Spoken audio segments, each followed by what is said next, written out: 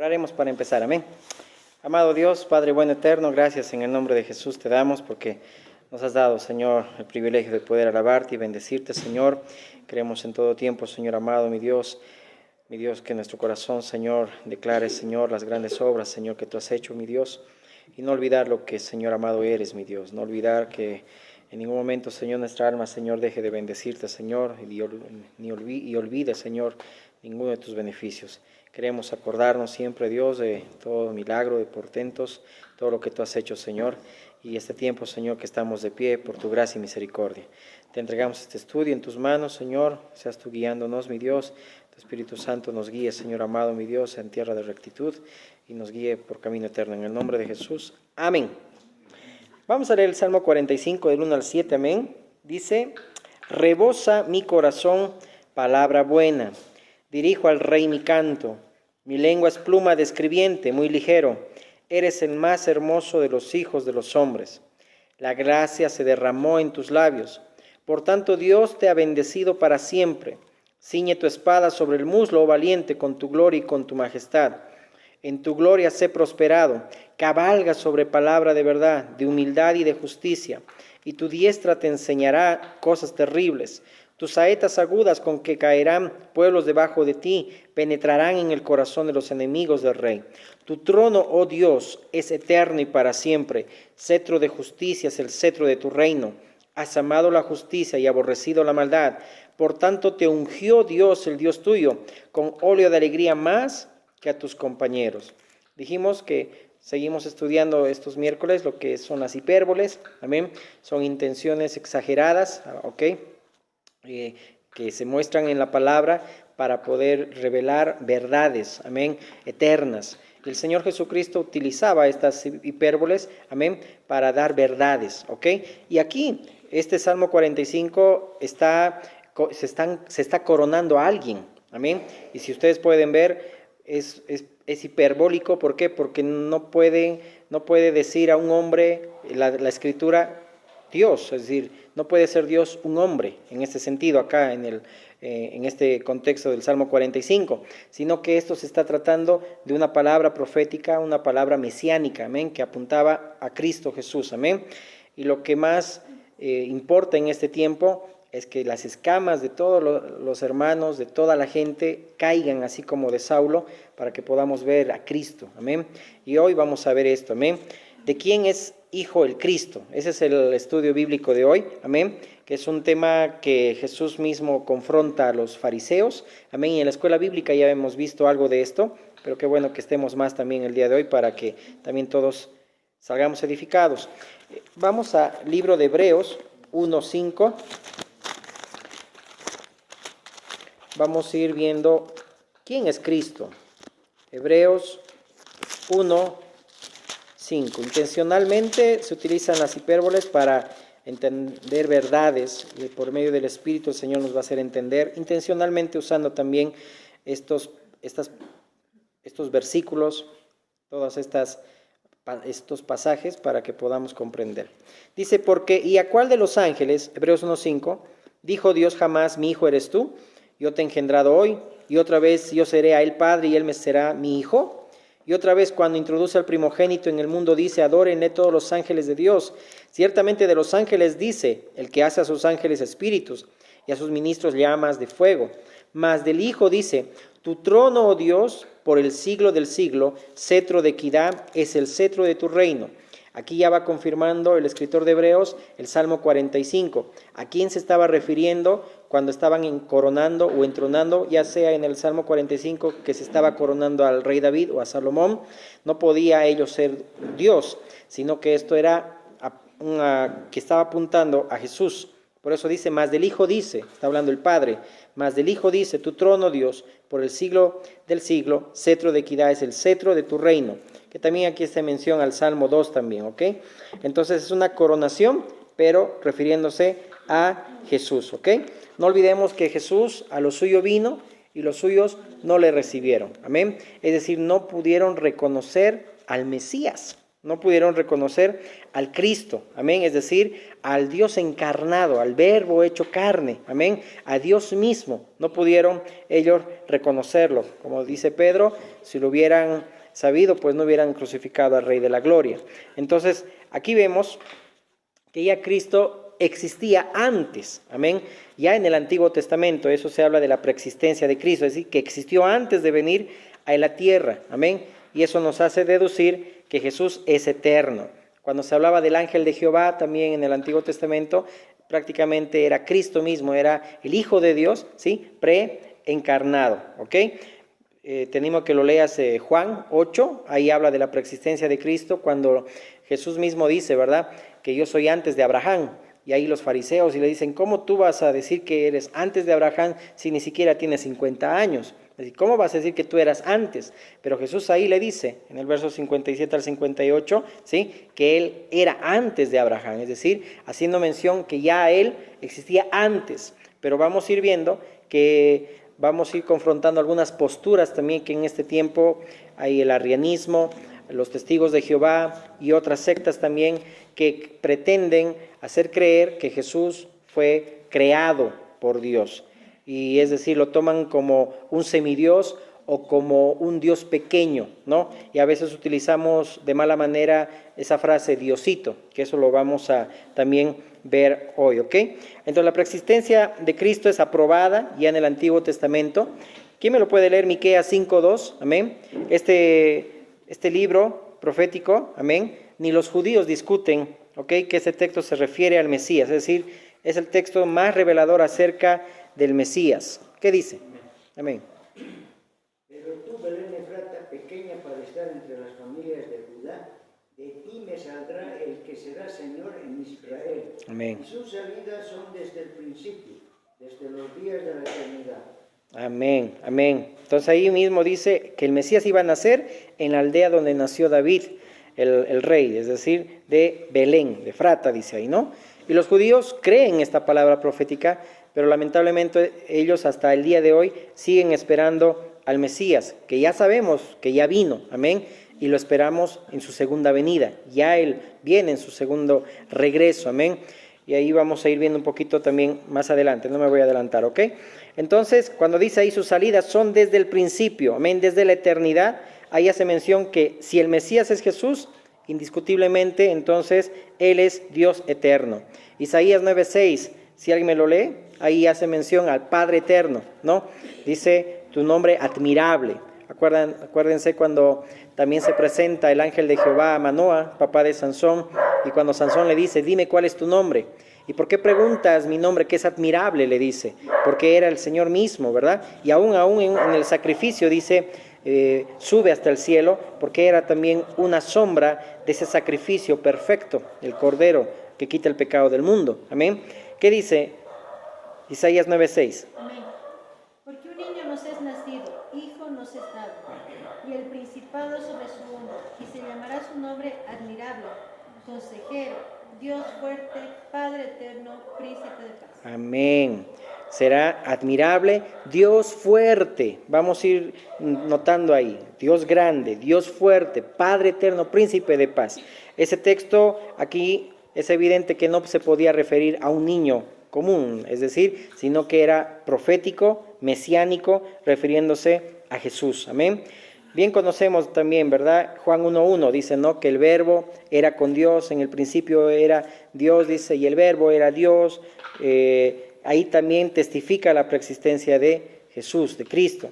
Por ejemplo, ese verbo, el concepto verbo era un concepto en esa época muy conocido por los teólogos, filósofos también de Alejandría, que hacía mención que ese verbo era esencia misma de Dios, esencia de la creación, principio de todo lo creado, ¿ok? El logos, el verbo, la palabra, la acción, ¿ok? Que el verbo, dice, era Dios y el verbo estaba con Dios, ¿ok? Hace mención ahí, la relación del Padre con el Hijo con el Padre, amén.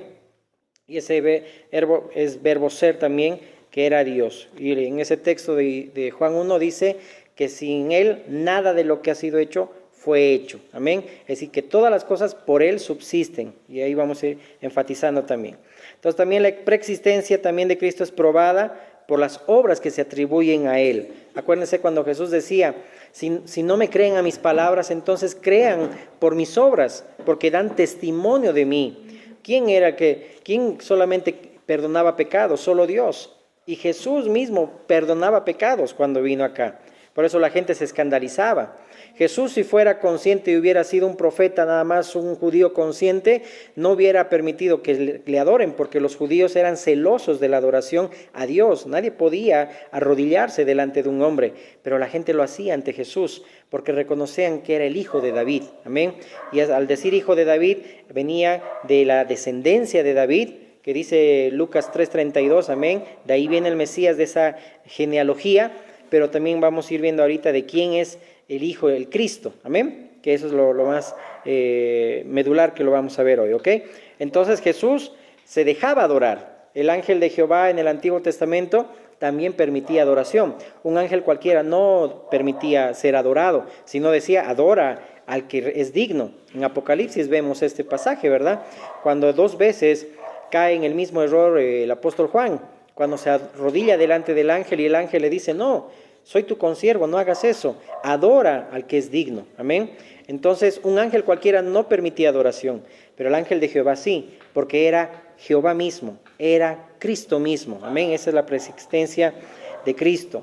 Luego vemos también en Juan 17, 21, 23, cuando también la oración del Señor, cuando dice Señor que yo soy en ti y tú en mí, así también que ellos, hablando de los discípulos y de todos los que íbamos a creer, que sean uno en mí, amén, que seamos uno. Que Jesús diga que somos uno en el Padre era una blasfemia, amén. ¿Por qué? Porque los judíos mismos decían, no puede esto ser posible. Por eso hay muchos pasajes donde querían apedrearlo a nuestro Señor. ¿Qué dice 2 Corintios 5, 19? ¿Alguien me lo puede leer? Ya vamos a ir desvelando, se puede decir, el misterio, amén, en este estudio. ¿Quién es Cristo? 2 Corintios 5, 19, ¿qué dice?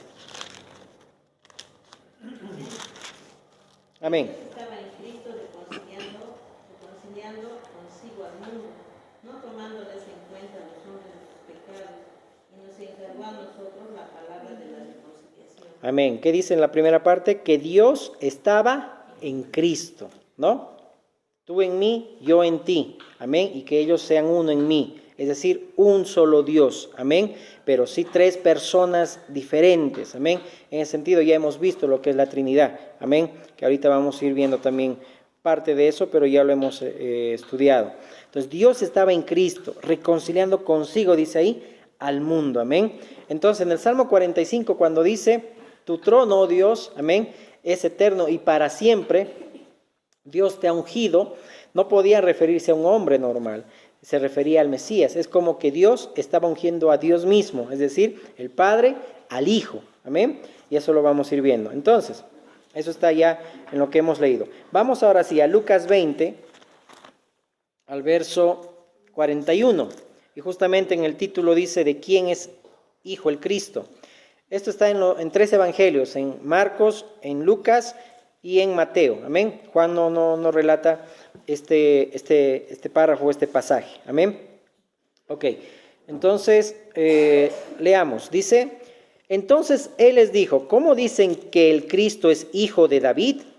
Pues el mismo David dice en el libro de los Salmos, dijo el Señor a mi Señor, siéntate a mi diestra hasta que ponga tus enemigos por estrado de tus pies. David pues le llama Señor, ¿cómo entonces es su hijo?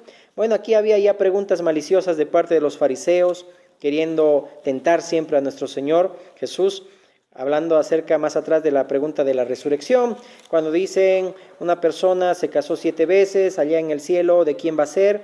Era un poco maquiavélica su propuesta, de su formulación de la pregunta de esta persona. ¿Por qué? De estos fariseos, mejor dicho, porque querían ellos tentar al Señor como diciendo que también hay inmoralidad sexual en cierto sentido allá en el cielo. Por eso que el Señor les dice, no ignoren ustedes el poder de Dios, no ignoren las Escrituras. Dios no es Dios de muertos, sino de vivos, Dios de Abraham, de Isaac, de Jacob, es decir, no están muertos, están vivos, hablando de la resurrección. Igual hay un pasaje muy bonito que me gustó, está en 2 de Pedro, cuando Pedro mismo está diciendo, ya Dios me está llamando y en breve ya tengo que salir del cuerpo. Imagínate, es instantáneamente cuando el Señor también nos lleva a su presencia, instantáneamente estamos en la gloria de Dios. Amén. No hay una espera, no hay un dormir, no hay no sé cómo decirlo, y tantas posturas que prácticamente hacen que resten a la fe y también se blasfeme la palabra. Amén. Entonces acá el Señor ya también está haciendo mención que le responde, no, que Dios no es Dios de muertos, sino de vivos, ¿ok? Y después dice ahí ya nadie más le osó preguntar más. Y ahí el Señor ya confronta este momento con los fariseos y saduceos y todos los de Israel, las autoridades. Entonces dice, cita el Salmo 110, que por cierto para los judíos el Salmo 110 era muy conocido. A ver, ¿qué dice el Salmo 110? Solamente el verso 1 hace mención a este pasaje que habla nuestro Señor Jesús. Salmo 110, 1. Dice, Jehová dijo a mi Señor, siéntate a mi diestra, hasta que ponga a tus enemigos por estrado de tus pies. Amén. Es un salmo de David y está citando el Señor. Amén. Diciendo, pues el mismo David dice en el libro de Salmos, dijo el Señor a mi Señor. Esa palabra, la primera parte, el Señor es Yahweh, ¿ok? O Jehová.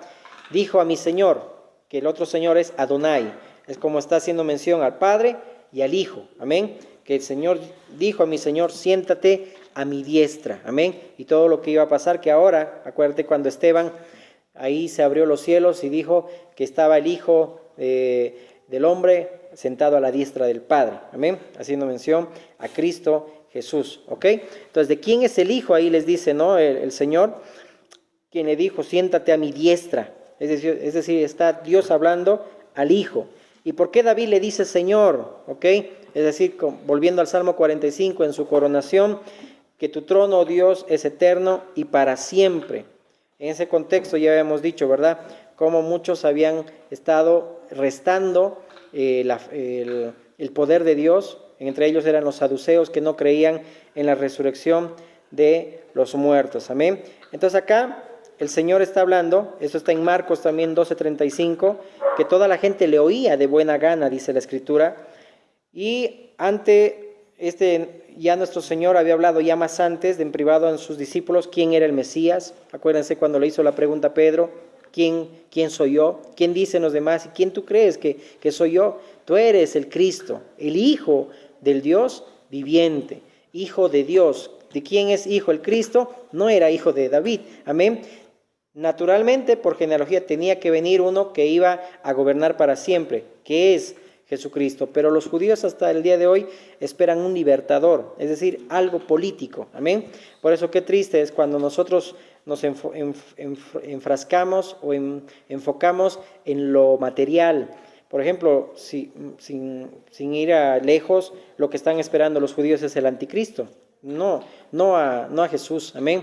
Porque cuando venga el anticristo, pues habrá, entre comillas, paz, con nuevo orden mundial, con nueva moneda, va a haber estabilidad y todo eso, y van a pensar que es el libertador.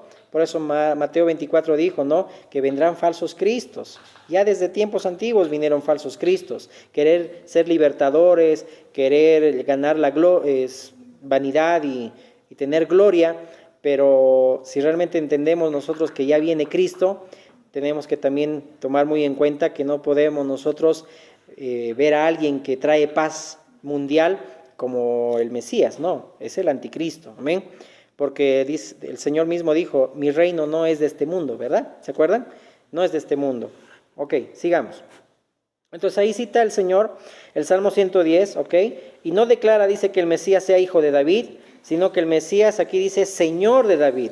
Aquí el Señor Jesús está confirmando la inspiración divina de este salmo por medio del Espíritu Santo. Amén. El Señor, en hebreo Yahweh, hemos dicho, concede al Señor, en hebreo Adonai, de David un lugar de honor exclusivo a su diestra y ayuda al Señor de David a vencer a sus enemigos. Es decir, Jesús está anticipando, amén, la exaltación a la diestra de Dios. Amén. Y está trascendiendo más una expectativa política, sino prácticamente la promesa de Dios, ¿ok? Porque ya dijimos, se van a levantar falsos cristos, ¿ok? En Mateo 22 también está este relato donde el Señor responde esas preguntas maliciosas de los saduceos. El Señor mismo dice, no es que allá el que se casó la 7ª vez, allá en el cielo se van a dar en casamiento. Aquí no será así. Allá dice ahí, los hijos de Dios van a ser como ángeles, como los ángeles. Los ángeles tienen inmortalidad. Nosotros de la misma manera, con el cuerpo glorificado que vamos a tener en Cristo, vamos a ser superiores a los ángeles. Dice Hebreos 1, 2 y el Salmo 2 también, y el Salmo 8, amén, superiores a los ángeles, amén. Pero acuérdense que ya en el Antiguo Testamento se mencionaba a los ángeles como hijos de Dios. Por eso que ahí el Señor está haciendo mención que vamos a ser como los ángeles, amén. Pero bueno, eso ya también, esa palabra ya lo habíamos estudiado, ¿ok? Entonces ahí está confrontando el Señor y luego dice, ¿no? ¿De quién es el Hijo? El Cristo. Es decir, su respuesta ahí, primero dijo que la creencia popular era que el Mesías iba a venir de descendencia real del rey David. Y claro que sí, amén. Así fue también, ¿ok? Y este Salmo 110 es el más citado entre los judíos, ¿ok? Y estos fariseos reconocían ese salmo, amén. Ok, entonces Dios ahí establece, amén, a su Hijo, amén, en ese sentido, como el heredero, amén. Ahora bien, el rey David, de esa línea también vino el Mesías, está en Lucas 3:32, eso lo pueden anotar también, y para que también se cumpla, amén, que iba a venir de Belén, Efrata, todo tenía, sí, una cronología y un cumplimiento, amén, un telos, como se lo diría en griego, ¿ok?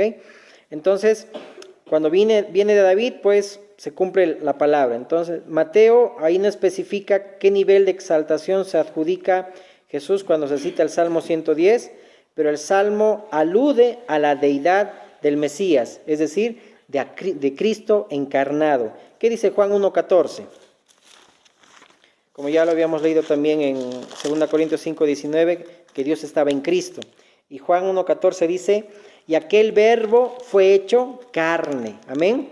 Entonces el Hijo de Dios, Jesús, es Dios mismo, amén. Y ahorita vamos a verlo. Y aquel verbo fue hecho carne y habitó entre nosotros, y vimos su gloria, gloria como del unigénito del Padre, lleno de gracia y de verdad. Miren, dice, aquel verbo fue hecho carne, amén. Dios mismo, ¿ok? Y se identificaba también a David, el segundo rey de Israel, cuyo linaje iba a venir el Cristo, amén, eso ya lo habíamos dicho, ok. Sigamos, el título de hijo de David ya se usaba también a menudo para mostrar la ascendencia del Mesías, ok, pero pocos se daban cuenta de que él también sería el Hijo de Dios, amén. Los fariseos ya, dices, lo dejaron al Señor porque ya no osaban preguntar más. David llamaba Señor a su descendiente, ya como hemos leído en el Salmo 45 y en el Salmo 110, amén, pero no es una forma común de que un padre a su hijo le diga mi Señor, ¿verdad? Por eso que era una forma hiperbólica de mencionar a Cristo, amén, de mencionar al Mesías, ¿ok? Que no sería solamente un político, amén, un libertador político, no, sino que era el Hijo del hombre, el Hijo de Dios, y no solo representaba a los judíos, sino a toda la humanidad. Ahora bien, ya para terminar, hay algunas posturas, por ejemplo, los que niegan la igualdad divina del Hijo, enseñan que el Hijo es divino, pero inferior al Padre, es decir, un Dios menor. Habíamos dicho los arrianistas, o los testigos también, y los testigos de Jehová y otras sectas, en su teología dicen que Jesús no era Dios, sino era como un semidios, y que fue engendrado y creado por el Padre, es decir, que no es eterno, ¿ok? Así son sus posturas de ellos, pero la Biblia es bien clara cuando dice que Jesús es Dios. Quiero que alguien me lo lea 1 Juan 5:20, amén, y Tito 2:3.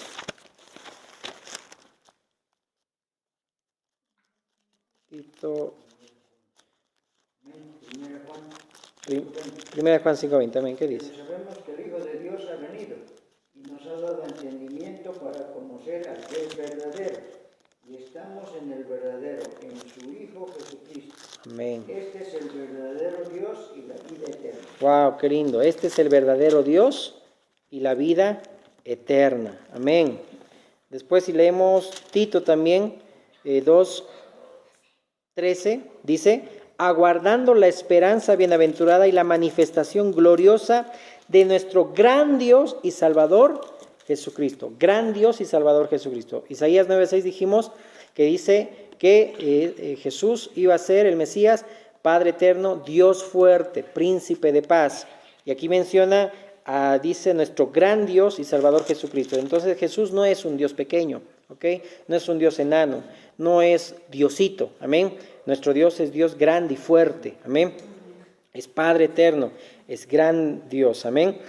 Entonces Jesucristo dice el verdadero Dios. ¿Qué dice Romanos 9:5 también? ¿Alguien lo lee? Luego en Apocalipsis 1:4 al 8 también habla que el Señor es todopoderoso, amén, que Él es el alfa y el omega, el principio y el fin. Jesús se atribuye, amén, esa deidad, amén, porque es nuestro Dios. Romanos 9:5, ¿alguien lo tiene? Amén, ¿qué dice? ¿Quiénes son los patriarcas y de los cuales, según la carne, vino Cristo, el cual es Dios sobre todas las cosas, bendito por los siglos? Amén. Amén, el cual vino Cristo, el cual es Dios sobre todas, dice ahí, las cosas, amén. Ahí ya estamos ya viendo, amén, quién es Cristo, amén. En Colosenses también 2:9 habla de la deidad, amén, hace mención a la plenitud de nuestro Señor, y esa plenitud es pleroma, es decir, cuando algo se llena, es decir, que Jesús es plenamente Dios. Eso lo puedes leer también, Colosenses 2:9. Otra postura u otro punto, que los opositores de la fe trinitaria alegan que Jesús no es igual al Padre en esencia. Leamos a ver Colosenses 1:15. Colosenses 1:15.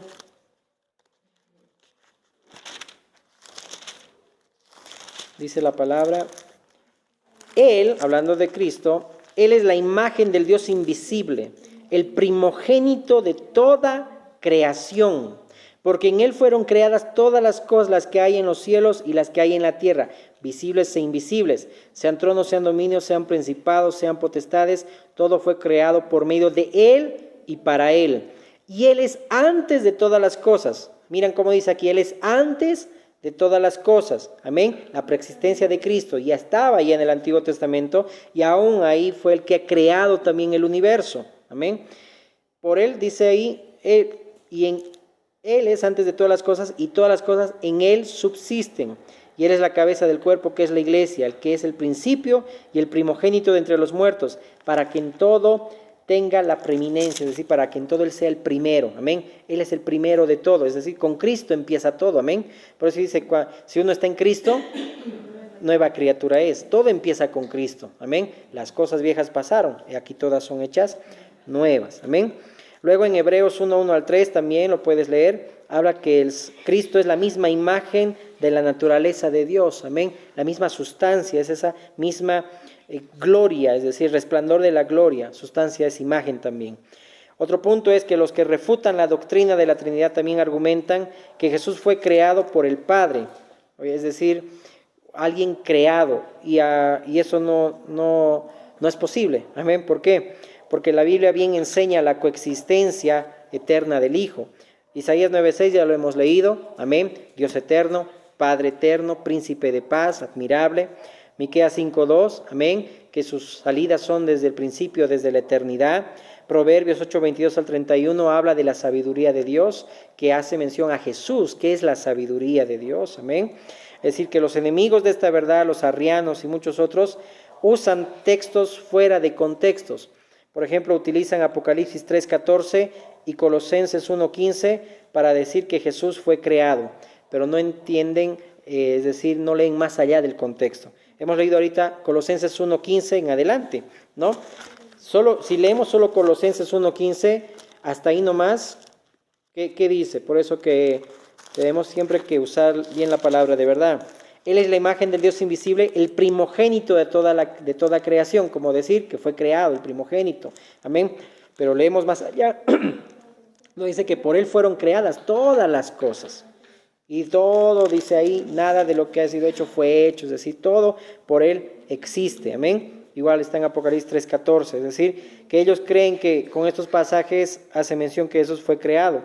Pero la verdadera explicación también de estos pasajes es que cuando la Biblia llama al Señor Jesús el principio, el primogénito de la creación, no quiere enseñar se quiere enseñar que fue el primero que fue creado, sino que Él es el origen de la creación. Amén. Que Él fue el que inició todas las cosas, que fueron creadas por Él y para Él. Amén. Si Cristo no hubiera hecho nada, nada hubiera existido ahora. Amén. Todo ha sido creado por Él y para Él. Ahí se explica que sin Él nada fue hecho, porque con Cristo comienza todo. Amén. Él es el primogénito de toda la creación, porque en Él fueron creadas todas las cosas. Él es quien sustenta el universo. Jesucristo es nuestro gran Dios. Amén. Entonces, ¿de quién es el Hijo? El Cristo. Amén. Hijo de Dios es Cristo, es Dios mismo, es Señor Jesucristo, es Dios grande y fuerte, Padre eterno, Príncipe de paz, nuestro gran Dios. Amén. Amén. Vamos a ponernos de pie. Un estudio diferente, pero utilizando todo este tema en este sentido de cada semana que estamos viendo hipérboles, intencionalmente tocamos pasajes para poder revelar verdades, amén, por medio del Espíritu y poder comprender, amén. Vamos a orar. Gracias Dios por este tiempo, mi Señor, porque nos das también, Señor, mi Dios, entendimiento y nos ayudas, Padre, a comprender mucho más tu palabra, Señor. Ayúdanos, mi Dios amado, a poder, Señor, creer en tu palabra, Señor, y no salirnos, Señor, mi Dios, con ninguna otras posturas, Señor amado, mi Dios, restándote, Señor, la divinidad que tienes, restando la importancia que tienes, Señor Jesús. Tú eres nuestro gran Dios, nuestro consejero, nuestro Padre bueno, eterno. Te pido que este tiempo, Señor, nos ayudes, mi Dios amado, a que te veamos a ti, Jesús, por encima de todo, Señor amado, que se caigan las escamas de nuestros ojos y solo veamos a Cristo, Señor amado, mi Dios, en toda la Escritura, mi Dios. Ayúdanos, te pedimos en este tiempo, y seas tú, Señor, siempre exaltado, mi Dios. Tu reino, Señor, es cetro de equidad, Señor amado, y tu trono es eterno y para siempre. Gracias, Dios, en el nombre de Jesús. Amén. Amén, hermanos. Que Dios los bendiga.